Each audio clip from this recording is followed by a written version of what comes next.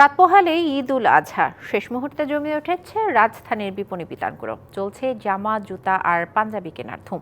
তবে ক্রেতা সমাগম হলেও বিগত বছরের তুলনায় এবারের ঈদে বেচাকেনা পড়েছে ভাটা।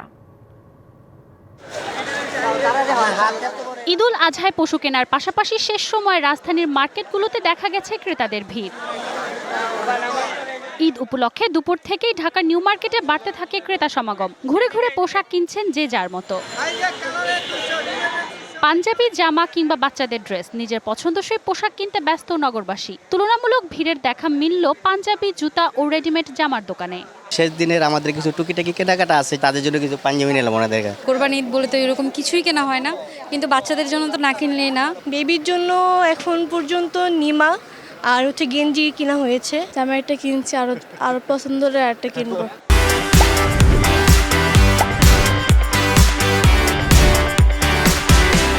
তবে ব্যবসায়ীরা দাবি করছেন ভিড় হলেও বেচাকেনা তুলনামূলক কম। 25-26 বছরের ভিতরে আমি এরকম একটা ঈদ দেখলাম যে বেচাকিনি নেই, মানে খুব খারাপ বেচাকিনি। গত বছর থেকে আমরা এই বছর অনেকই লস প্রজেক্টে আছি। রোজার ঈদে যেরকম একটা প্রেশার থাকে ওরকম প্রেশার না লাগলেই না ওইভাবে আর কি কেনাকাটা করতেছে। গত বছরের থেকে একটু কম। সারা বাংলাদেশ একই পরিস্থিতি।